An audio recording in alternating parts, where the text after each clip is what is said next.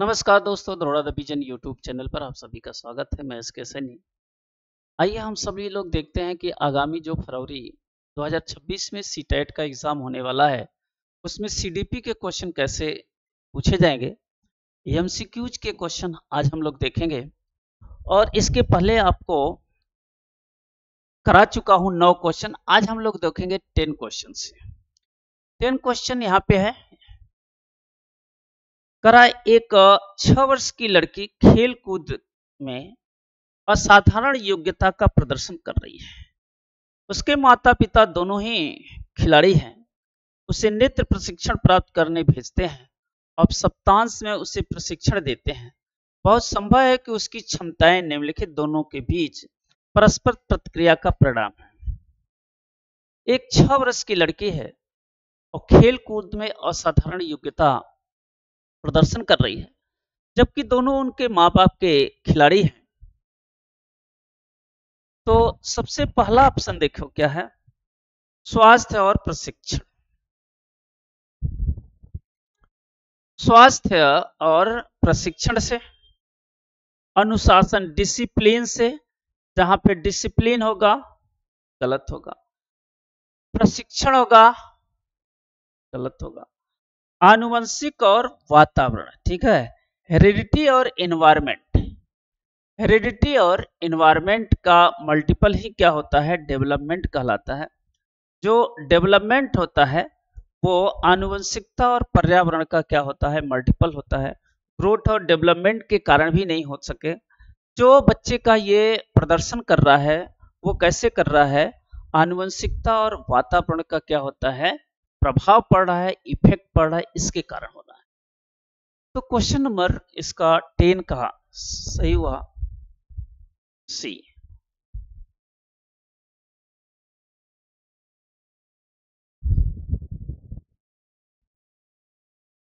कर रहा है, देखो क्वेश्चन नंबर हम लोग 11 देखें।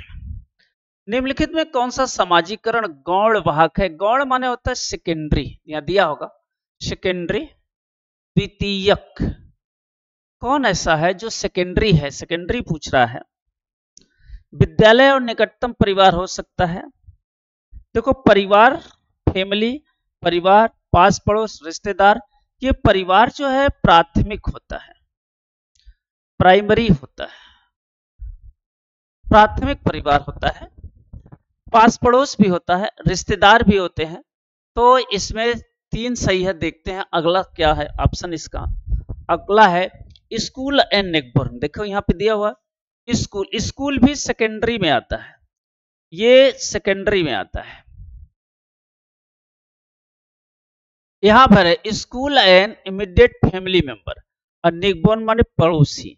तो देखो पड़ोसी ये तो प्राइमरी में आता है, इसके कारण ये सही नहीं होगा। सबसे सेकेंडरी में आएगा विद्यालय और उसका निकटतम परिवार के सदस्य। इसका जो सबसे सुटेबल आंसर होगा वो फर्स्ट आंसर होगा, ए आंसर होगा। क्वेश्चन नंबर अगला देखते हैं हम लोग।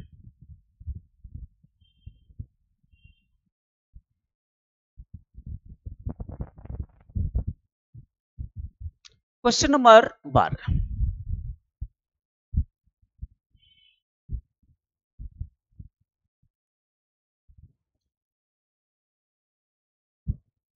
लियो वाइगोत्स्की के अनुसार संज्ञानात्मक विकास का मूल कारण है, ठीक है। देखो वाइगोत्स्की जो है समाज की बात करता है। यह हमेशा जो है समाज की बात करेगा, सोशल की बात करेगा। ये कहता है कि अगर ये बालक है और ये क्या है, समाज है, तो इससे इंटरेक्ट होता है। इंटरेक्शन मतलब होता है अंतःक्रिया। इंटरेक्शन का परिणाम है, अंतःक्रिया का परिणाम है। बच्चा जब समाज से इंटरेक्ट होता है इससे सीखता है।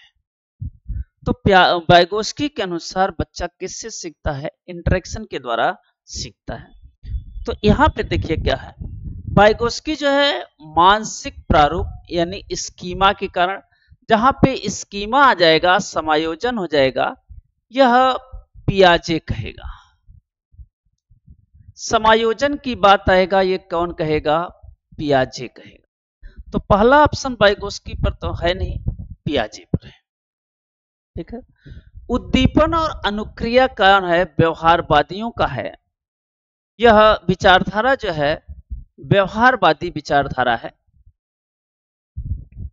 संतुलन की जो विचारधारा दिया है, इक्विलिब्रियम और डिसइक्विलिब्रियम, ये विचारधारा पियाजे की है। ये विचारधारा पे सामाजिक अन्योन्य क्रिया, सोशल देखिए आ गया इंटरेक्शन, और जहां पे सोशल इंटरेक्शन आएगा वो पियाजे बताएगा।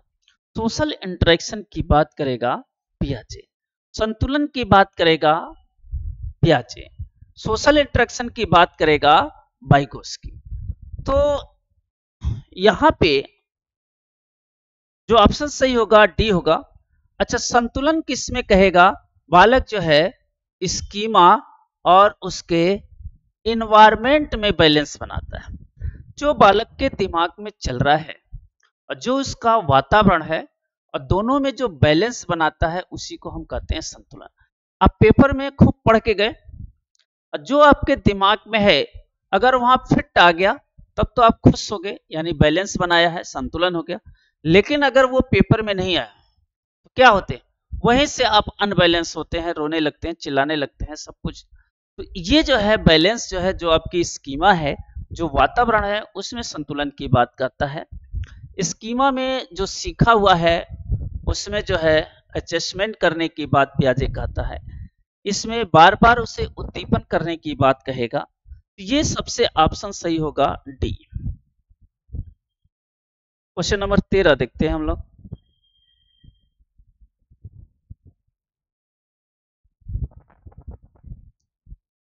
किसी बच्चे का दिया गया विशिष्ट उत्तर कोहलबर्ग ने नैतिक तर्क के सोपान के अंतर्गत आएगा।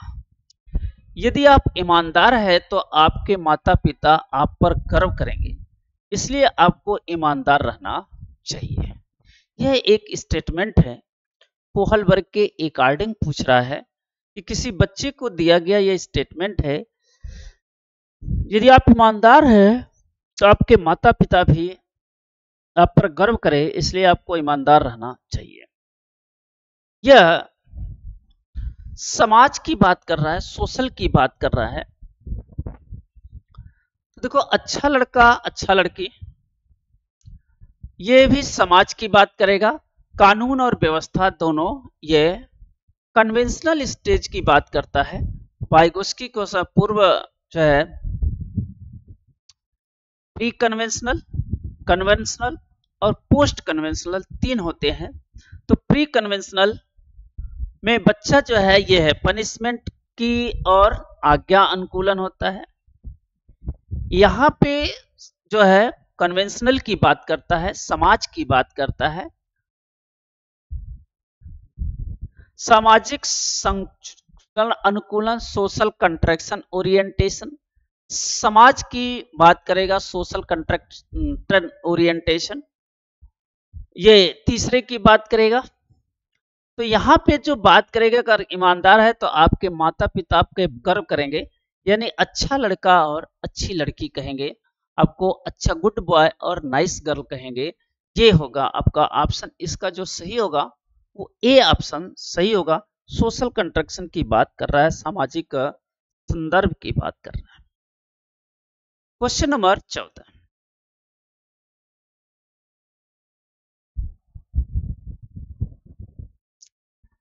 यहां पे देखें, जीन पियाजे के अनुसार अधिगम के लिए निम्नलिखित में से क्या आवश्यक है? ईश्वरीय न्याय, यानी ईश्वर द्वारा न्याय किया हुआ। ये पियाजे कभी ईश्वर की न्याय को नहीं मानता, ठुकराता देता है कि नहीं। शिक्षकों और माता पिता द्वारा पुनर्बलन दिया जाना, बार बार हम बालक को पुनर्बलन दे रहे हैं, री इन्फोर्समेंट कर रहे हैं बालक को। यहां पे री इन्फोर्समेंट भी क्या हो जाएगा? गलत हो गया। शिक्षार्थी के द्वारा पर्यावरण की सक्रिय खोजबीन, जहां पे पर्यावरण में बच्चा सक्रिय खोजबीन करेगा वो ऑप्शन क्या होगा, सही होगा। बालक के व्यवहार का अवलोकन करना ये एक प्रकार का मूल्यांकन है, लेकिन अधिगम के लिए सबसे सुटेबल होगा आपको सी। तो इसका जो ऑप्शन आएगा वो सी ऑप्शन आएगा। क्वेश्चन नंबर 15, ये भी जीन पियाजे का ही क्वेश्चन है। यहां हम लोग देखेंगे जीन पियाजे के अनुसार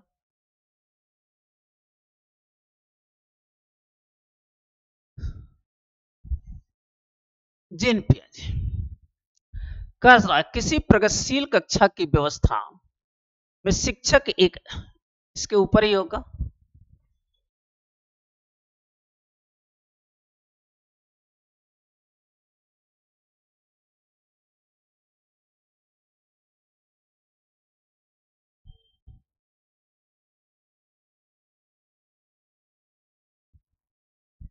ये वाला क्वेश्चन। करा न्यू इंफॉर्मेशन के लिए कौन सा दो प्रोसेस जरूरी है। करा जीन पियाजे के अनुसार प्रारूप यानी स्कीमा वर्तमान योजनाओं के अनुरूप बनाने हेतु नवीन जानकारी में संशोधन न और नवीन जानकारी के आधार पर पुरानी योजनाओं में संशोधन के परिणाम के रूप में घटित होता है। इन दो प्रक्रियाओं को जाना जाता है इक्विलिब्रियम और मॉडिफिकेशन। देखो, एक होता है स्कीमा,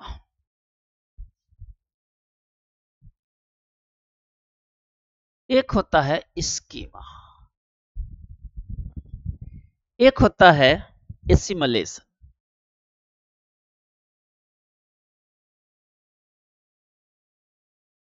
एसिमुलेशन एक होता है एकोमोडेशन।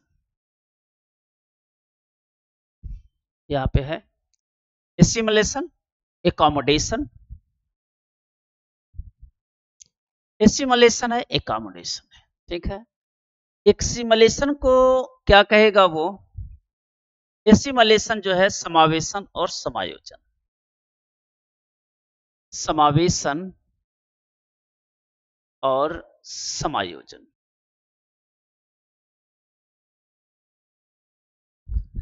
जो बालक के बच्चे के दिमाग में स्कीमा में बना हुआ है, इसमें थोड़ा बहुत परिवर्तन समथिंग चेंज एसिमुलेशन कहलाता है। इसमें समथिंग चेंज, थोड़ा बहुत परिवर्तन समथिंग चेंज कहलाएगा। और जब स्कीमा में एकदम नई चीजें जोड़ेगा, एकदम नई चीज जोड़ेगा, तो वो कहलाएगा एकोमोडेशन। तो दो वर्ड आएगा यहां पर, एसिमुलेशन और एकोमोडेशन। दोनों जो है स्कीमा में बच्चे में सीखने की कैपेसिटी में देखेगा। तो यहां पर स्कीमा में देख रहा है तो एसिमुलेशन और एकोमोडेशन होगा, समावेशन और समायोजन की बात होगा, इक्विलिब्रियम की बात नहीं कहेगा। मॉडिफिकेशन माने उसमें संशोधन करना, समायोजन और अनुकूलन के सबसे ज्यादा स्कीमा में या तो जो सीखा है उससे मिलता जुलता होगा, या स्कीमा में एकदम न्यू चेंजेज हो गए, तो उसी को हम कहेंगे साम्यावस्था। तो इसका जो ऑप्शन सही होगा वो बी ऑप्शन सही होगा। क्वेश्चन नंबर 16, किसी प्रगतिशील कक्षा, देखिए यहां पे किसी प्रगतिशील कक्षा की व्यवस्था में शिक्षक एक ऐसे वातावरण को उपलब्ध कराकर अधिगम को सुगम बनाता है जो समावेशन को हतोत्साहित करे, डिस्करेज करे, और डिस्करेज करेगा तो गलत। आवृत्ति को बढ़ावा देना, रिपीटेशन को बढ़ावा देना, रिपीट करना गलत होगा। आवृत्ति को बढ़ावा देना, जहां पे खोज करेगा, प्रोत्साहन देना सही होगा। नियामक जहां आएगा, रिस्ट्रिक्टिव जहां पे आएगा वो, रिस्ट्रिक्ट माने मना करना, नियम कानून, ये आपको गलत होगा। तो तो इसका सबसे सुटेबल आंसर है प्रमोट डिस्कवर, खोज को प्रोत्साहन देना, सबसे सही ऑप्शन मिलेगा। क्वेश्चन नंबर अगला,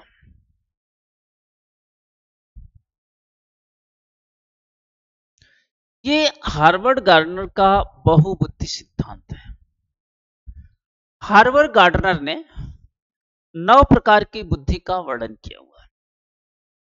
हार्वर्ड गार्डनर क्या है, 9 प्रकार की बुद्धि का वर्णन किया हुआ है। तो 9 प्रकार की बुद्धि में किस प्रकार की बुद्धि का वो वर्णन देख रहे हैं, यहां पे देखेंगे।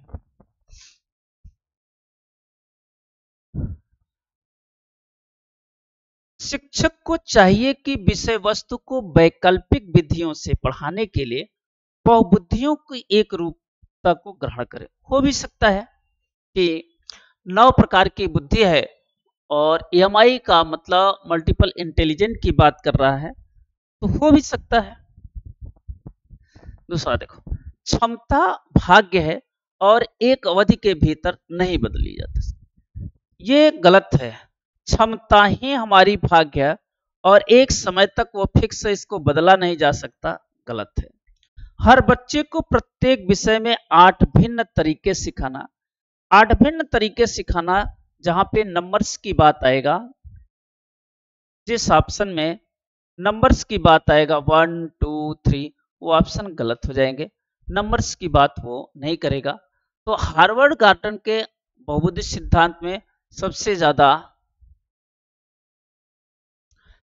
और अगला करा है solution determined by IQ test, यहाँ पे IQ टेस्ट की बात कर रहा है, वो अपने आप चौथे ऑप्शन गलत हो जाएगा। तो इसका ऑप्शन जो सही होगा वो कौन सा सही होगा, फर्स्ट ऑप्शन सही होगा। क्वेश्चन नंबर अगला यहाँ पे है,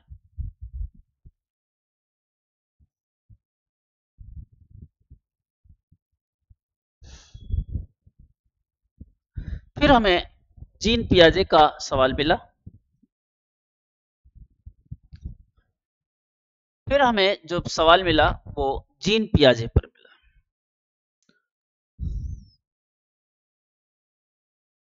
जीन पियाजे पर फिर हमें सवाल मिला, करा कोई 5 साल की लड़की एक टी-शर्ट को तय करते हुए अपने आप में बात करती है।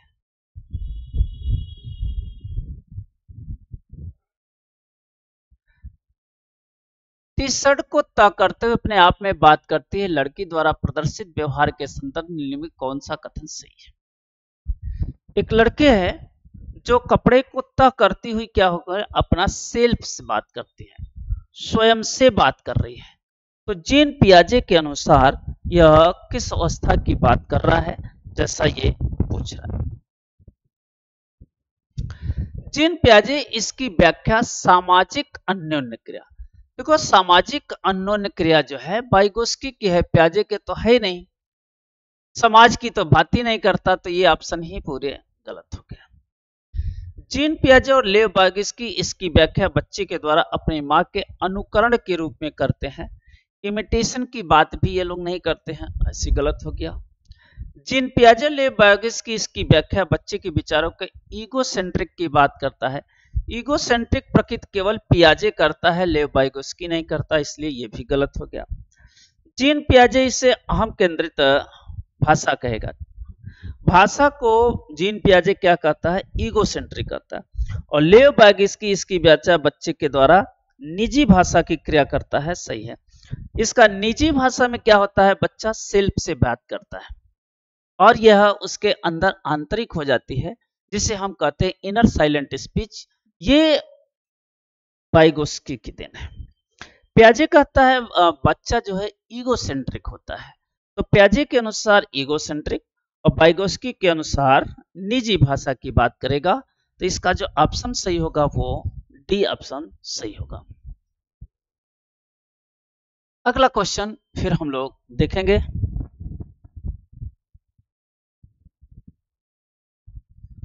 जेंडर की बात कर रहा है। क्वेश्चन नंबर 19, जेंडर क्या है, लिंग किसे कहते हैं। एक सहज गुण है, सामाजिक संरचना है, जैविक संरचना है, शारीरिक संरचना है। देखो जो जेंडर होता है, जो लिंग होता है, यह सोशल कंस्ट्रक्शन है, सोशल संरचना है, सोशल कंस्ट्रक्ट है, एक सामाजिक संरचना है। जो जेंडर है वो क्या है, एक सामाजिक संरचना की बात करता है। Question number 20। फिर ये क्वेश्चन जो है लेव वाइगोत्स्की के अनुसार आपको देखने को मिला कि लेव वाइगोत्स्की के अनुसार इसमें क्या सही है।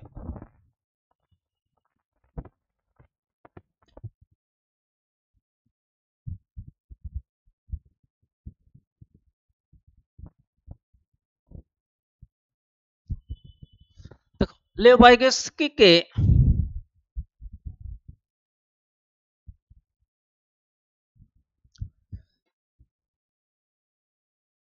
समाज संरचना सिद्धांत,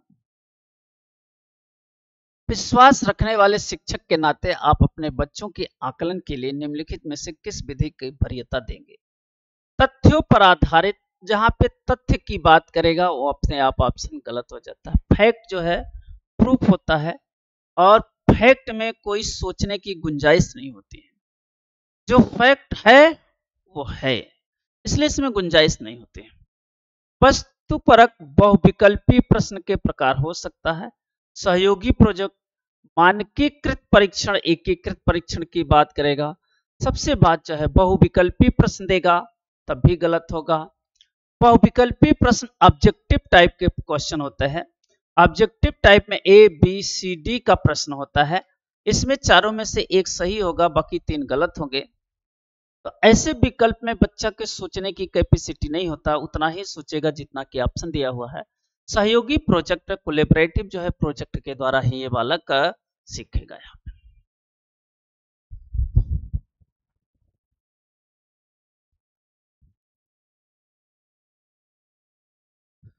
क्वेश्चन नंबर 20,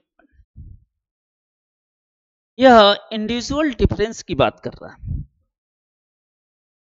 ये जो बात कर रहा है इंडिविजुअल डिफरेंस की बात कर रहा है। इंडिविजुअल डिफरेंस में क्या होगा?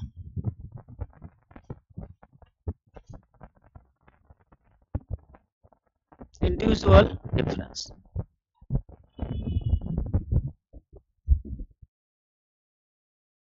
अपने कक्षा की व्यक्तिगत भिन्नताओं से निकटता के लिए शिक्षक को चाहिए।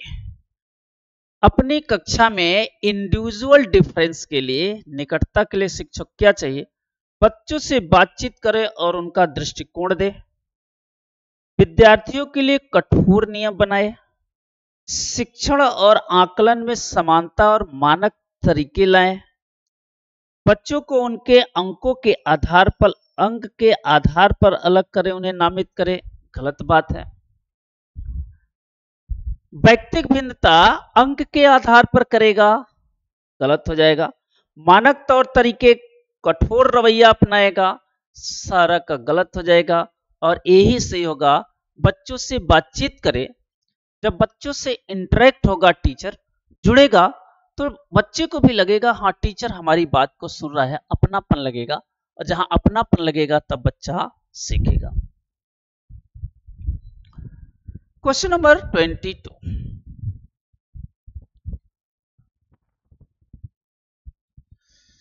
कह रहा है आकलन का उद्देश्य होता है यदि केवल एक बार वर्ष के अंत में परीक्षा हो, विद्यार्थियों की उपस्थिति में अंतर करने के लिए तुलनात्मक मूल्यांकन किया जाए। इससे विद्यार्थियों में भय और तनाव को संचार करेगा। इससे विद्यार्थियों और शिक्षकों को फीडबैक प्राप्त हो। जहां पे फीडबैक देने की बात आएगा वो ऑप्शन क्या होगा? सही होगा। तो इसका जो ऑप्शन आएगा वो 4th ऑप्शन सही होगा।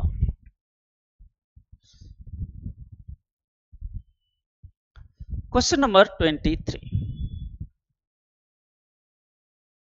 अकॉर्डिंग टू एनसीएफ 2005 के अनुसार टीचर हैज बिन, टीचर क्या है? 2000 एनसीएफ 2005 क्या कहता है शिक्षक के लिए? इन चारों में से कहता है यह डिक्टेशन होना चाहिए, ब्रेन से बोलना चाहिए, नहीं। ये जो है फैसिलेटर का काम करेगा, और ये प्याजे और वाइगोस्की दोनों बताए हैं। दोनों का यही स्टेटमेंट है कि जो टीचर होगा वो कैसा होगा, फैसिलेटर का काम करेगा। फैसिलेटर माने क्या होगा, फिसल्टी उपलब्ध कराएगा। बच्चों को क्या करेगा, फिसल्टी उपलब्ध कराएगा, बच्चे अपने आप सीख लें। ऐसा इन्वायरमेंट बनाएगा जिससे बच्चे सीख सके, और बच्चा क्या करेगा, सीख लेगा।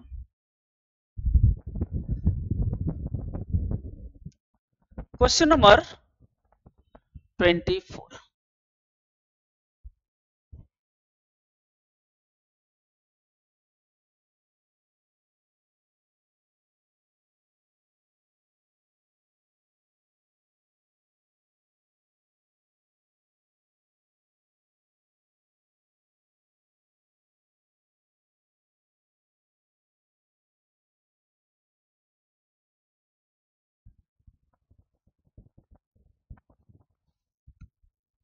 इसका देखेंगे हम लोग। अनुसंधान सुझाते हैं कि एक विविध कक्षा जिसने अपने विद्यार्थियों के अधिगम के साथ संबंधित नहीं मानी जाती। अगर अपने विद्यार्थियों के साथ संबंध नहीं माना जाएगा तो ऑप्शन ही गलत होगा। टीचर कुछ पढ़ा रहा है, बच्चा कुछ सुन रहा है, पर कोई प्रभाव नहीं छोड़ता, यह भी गलत है। एक महत्वपूर्ण प्रभाव छोड़ता है, सही है। एकमात्र निर्धारण करता है, यह भी गलत है। इसका सबसे सुटेबल वाक्य होगा सी। जो रिसर्च होता है, जो बच्चे होते हैं, जो विद्यार्थी होते हैं, उनमें क्या होता है, एक महत्वपूर्ण प्रभाव छोड़ जाता है।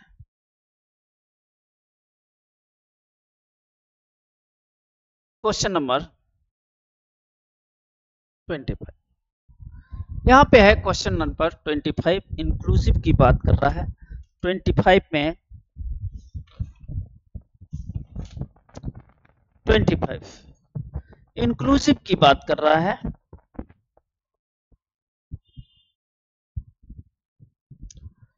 विशेष आवश्यकता वाले बच्चों को शामिल करना विद्यालय पर भार बढ़ाता है। जहां पे भार बढ़ाने की बात करता है, बर्डन की बात करेगा, वो ऑप्शन अपने आप गलत हो जाएगा। शिक्षण के प्रति दृष्टिकोण विषय वस्तु और धारण परिवर्तन की अपेक्षा रखता है, सही हो सकता है। काल्पनिक लक्ष्य है, यह अक्षमता न हो उनके बच्चों के लिए हानिकारक होता है, ये भी गलत होगा। काल्पनिक लक्ष्य हो, ये भी होगा। इसका ऑप्शन जो आएगा बी आएगा। इसका जो ऑप्शन देखने को मिलेगा वो कौन मिलेगा, बी ऑप्शन मिलेगा। Question number 26।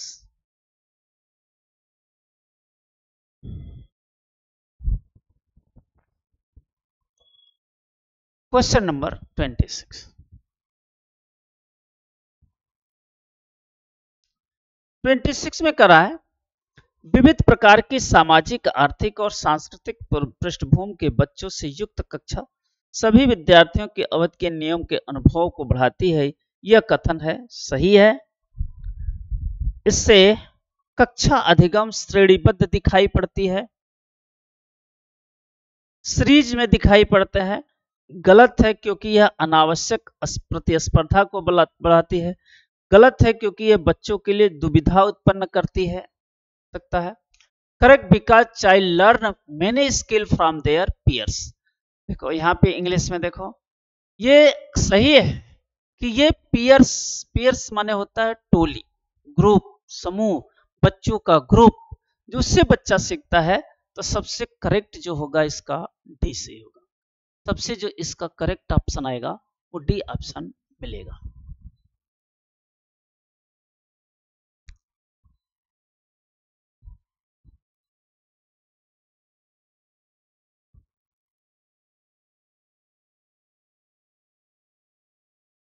Question number 27।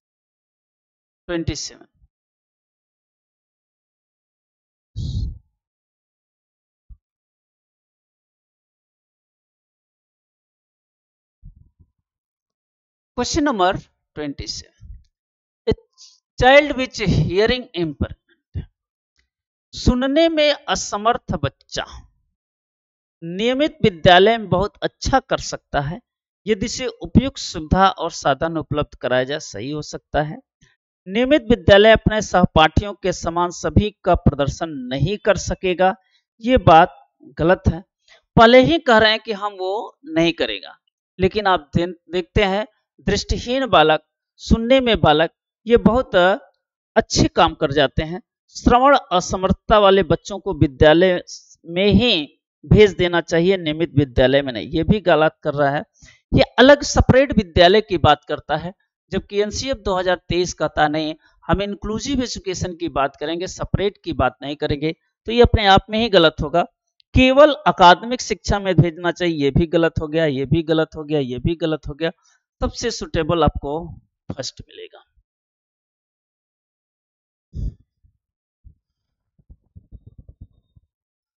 Question number 28।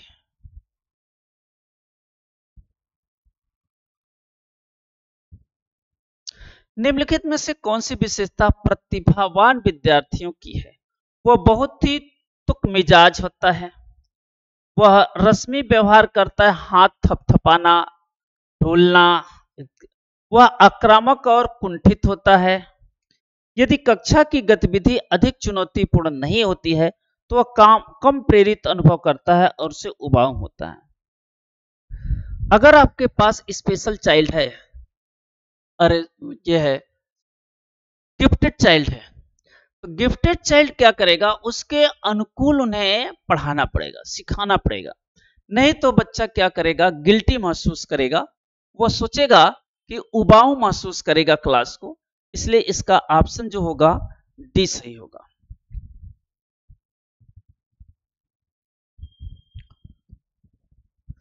Question number 29 कर रहा है, एक शिक्षिका अपनी प्राथमिक कक्षा में प्रभावी अधिगम को क्या करेगा? ऑप्शन यहां पे देखेंगे, बढ़ा सकती है, फलतया अपने विद्यार्थियों में प्रतियोगिता को प्रोत्साहन देकर।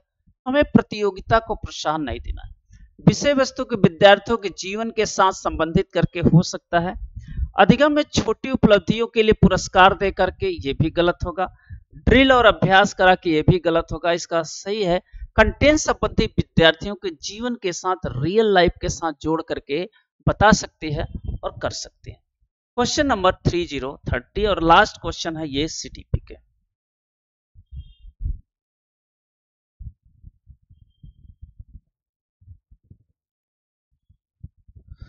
लास्ट क्वेश्चन है, दिखाई पड़ रहा है, यह इसका लास्ट क्वेश्चन है। हम जो है इसके लास्ट क्वेश्चन ये है आपका,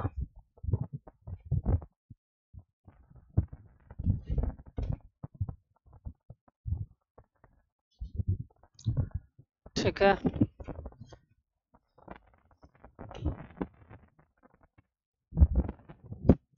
ये हम लोग के सीडीपी का ये लास्ट क्वेश्चन है। देखो, बच्चों के बारे में निम्न कौन सा सही है? बच्चे जानकारी में निष्क्रिय प्राप्तकर्ता होते हैं। जहां पे निष्क्रिय पैसिव जो है, जिस ऑप्शन में पैसिव रिसेप्शन आएगा, ये ऑप्शन गलत होगा। अच्छा, ए ऑप्शन गलत होगा। देखो, ए यहां है तो ये ऑप्शन गलत होगा, ए यहां है तो ये ऑप्शन गलत होगा, ये यहां है तो ये गलत। ये केवल आपको डी में, इसे कैंसिलेशन मेथड करते हैं। इस मेथड से भी आप जो है इसे सॉल्व कर सकते हैं।